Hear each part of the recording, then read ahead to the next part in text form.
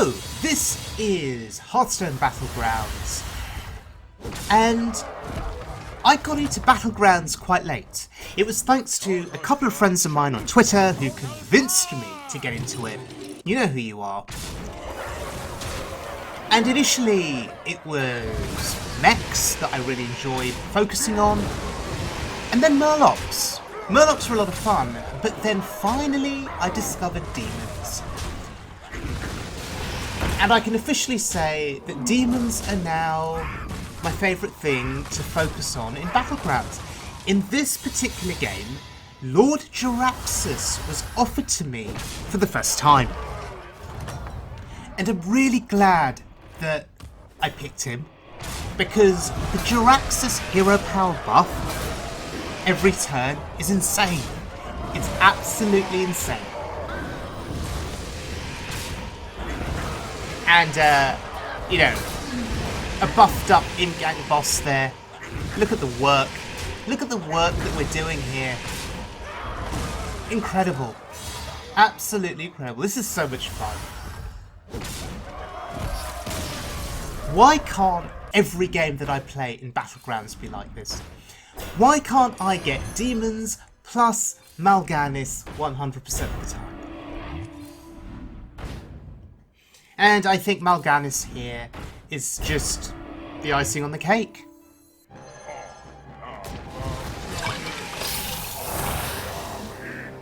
So, Mal'Ganis claiming to be eternal here. Let us put that to the test. Demons versus Murlocs. Will Mal'Ganis be left standing?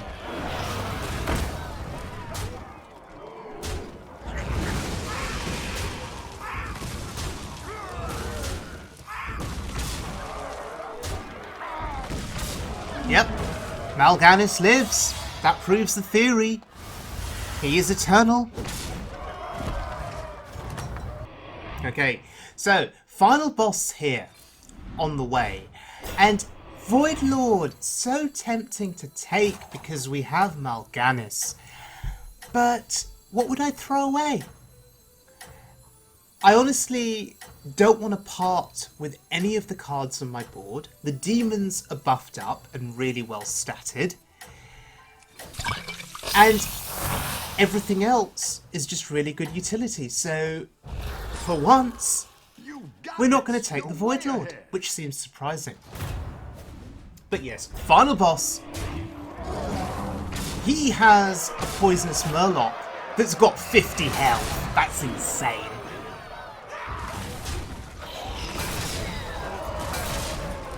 And that poison effect there, going to work.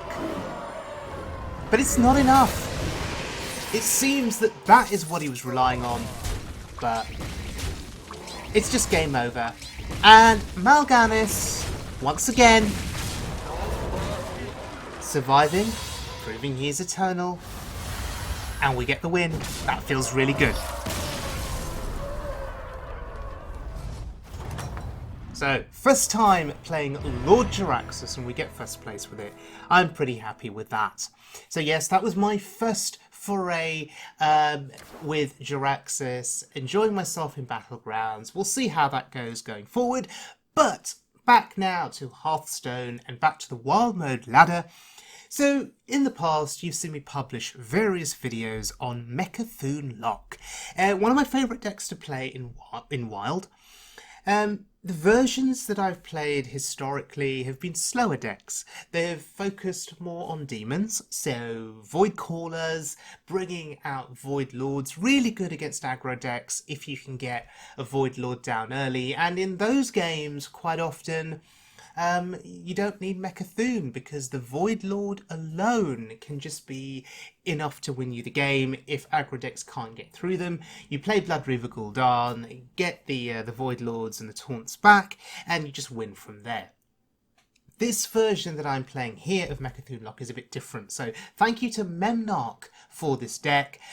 This deck is, I guess, more card draw orientated compared to decks I've played in the past. You've got Loot Hoarders, Novice Engineers, Blood Mage Thalnos. There is the quest, so you complete the quest, you tap for cards, they cost 0, that's pretty cool. There is still Reno Jackson in this deck, but there are no significant demons apart from the Broodmother. There's no Blood Reaver Gul'dan. So the focus is on card draw, the focus is on cycling through your deck quickly. You have Plot Twist as well to search for answers, to search for cards, to search for solutions. Plague of Flames in this deck is there to remove big threats or big boards, and you finish the game in the normal way with the Emperor discount, and you've got Blood Bloom into Cataclysm, into Mecha'thun, and that's how you end the game. So yes, a different type of Mecha'thun lock comparative to what I've played in the past. So let's give it a try and let's look at this game this deck in action on the wild mode ladder, and we're going up against a rogue. Okay, so keep the quest, of course. None will survive. And it's an odd rogue, sure. So this will be a good test for the deck. Can we survive the aggression of the odd rogue? Feed the fish, landlubber. So of course he has the really good turn 1 start. Gets patches out for free. Doesn't have charge though. We don't benefit from the healing, that's very unfortunate. So we're going to assume dagger up here, hit the face. Course. Set up for the Thug on turn 3. Oh no, it doesn't hit the face. Okay. Saving his dagger. So, Plague of Flames will help us deal with a big threat, like a Hench Clan Thug. Yeah, that's Hench Clan Thug. Although there are 2 minions on board here. So to ensure that we hit the Thug, we would need to have 2 minions on board as well. Of course it's the right way. There's Mecha'thun. So we're just going to pass. And we have the coin in hand. Need to think about the best opportunity, the best time to use that.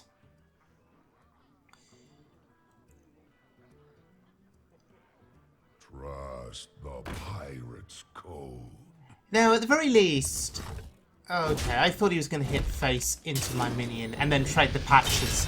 So I was going to say at least the 2-3 absorbs 2 hits. No, he went face. He's smart. This wasn't on the map.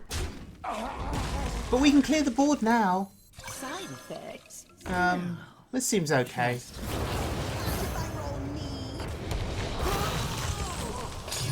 And we get a bit of healing.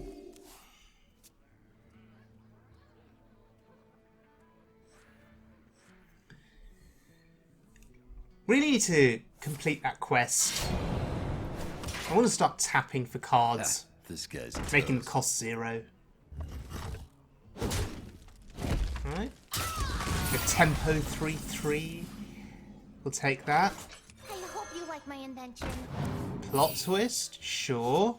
I hope you like my invention. Oh, healing. Excellent. And I'm going to use the plot twist now with the coin. Maybe we benefit from a bit more healing here. Another plot twist. That's excellent. Okay, no more healing. That's fine. But we are getting closer now to completing that quest. I mean, should I have left it a bit longer? Should I have gathered a few more cards in my hand before playing that plot twist? I'm not sure.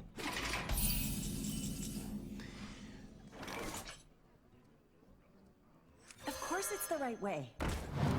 Okay, Mecha'thun again. Hello. We hunger for vengeance. Oh, if you're sure. Alright, so nearly there with our quest. Anytime you can pull off Thalnos and Mortal Coil for 2 damage and a card, that's pretty insane. And he's just ignoring. He's ignoring my board. Okay, doesn't ignore the Thalnos. That's smart. Okay, hello to some healing. Alright, so... Do This we wasn't on the map. just defile here? 1, 2, 3, 4. Mind if I roll This is a smart defile, I think. We draw a card as well.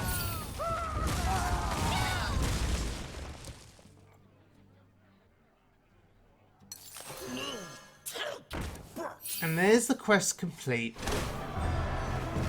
Now I went to all this trouble drawing these cards. Should I have just have played the second plot twist a bit earlier? Perfect. No. Trust me.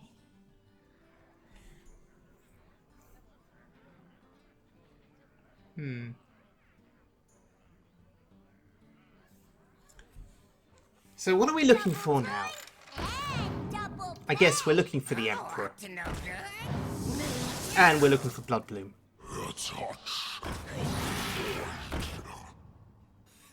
This guy's Wow, stop hitting the face.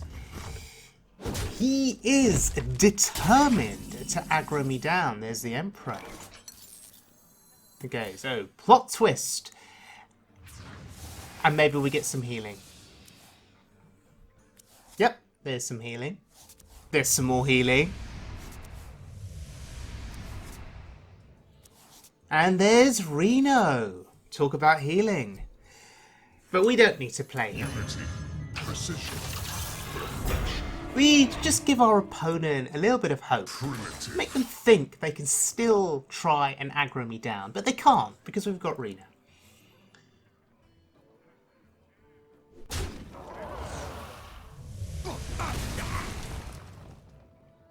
I mean, at this rate, This might we sting. probably won't even need Reno.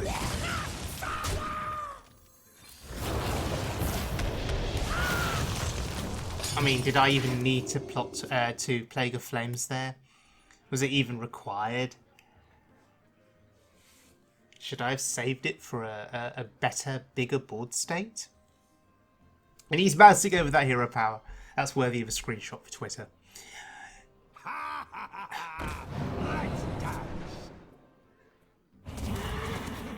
Okay, Dreadsteed. That's gonna do nothing. 4 cost 1/1, in essence. Oh, you're buffing it. Sure. Still does nothing. 1 attack. Solarium. My brood will survive. Alright. Get through that taunt. I suspect he has a Vile Spine here. Yeah, you can see it coming a mile away.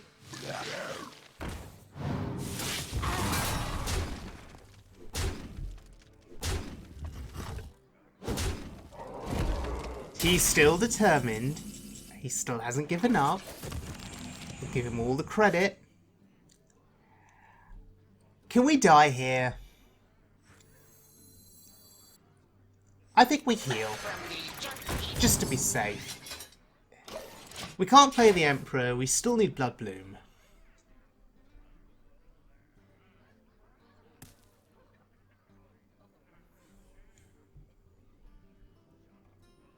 So 10 damage from the board and the weapon.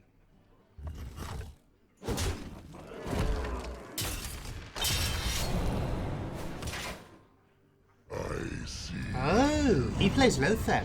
How interesting. I guess Leroy shenanigans is something that you'd need to be wary of when your health is this low. So 1 more card left in the deck. And that card is Bloodbloom. So 0 cost Bloodbloom.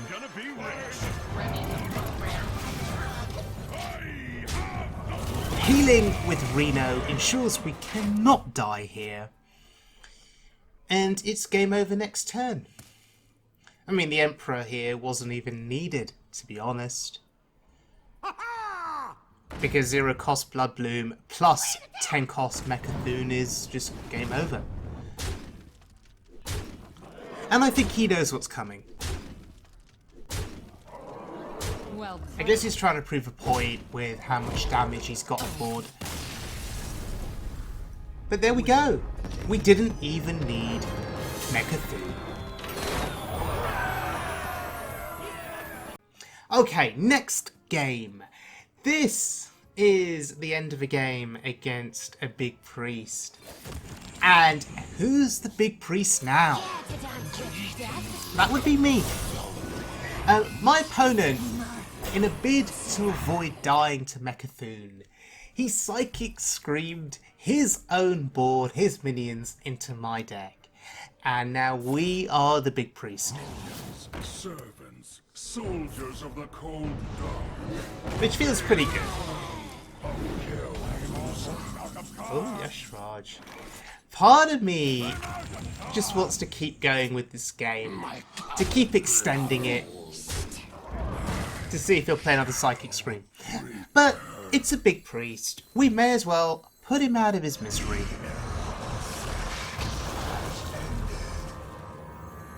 So this game was proof that this deck can survive against a big priest and win.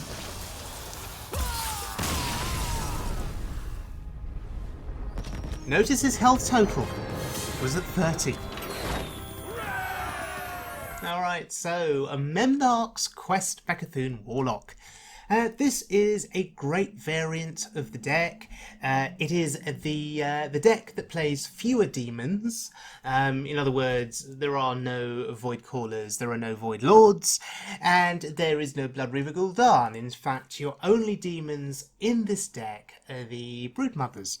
And as you saw in that first game, they worked incredibly well. They kept healing me again and again and again because of a plot twist.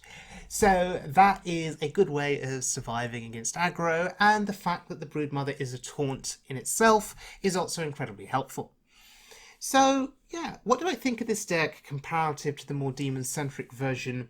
I think this deck is quicker because you can complete your quest, tap for cards, they cost 0. And if you draw a 0 cost Mecha'thun and a 0 cost Bloodbloom,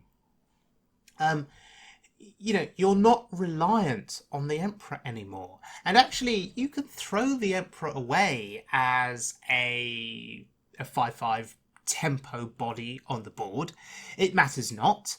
If you have a 0 cost Bloodbloom or a 0 cost Mecha'thun, you can Solarium away your Emperor and not care if he's discarded and end the game there and then. So there are real advantages to playing the quest in this deck and getting 0 cost cards that can just win you the game. That's how I like to look at it. But thank you very much to Memnarch for this deck. I hope you guys enjoyed watching this deck in action. If you have the cards, give it a try.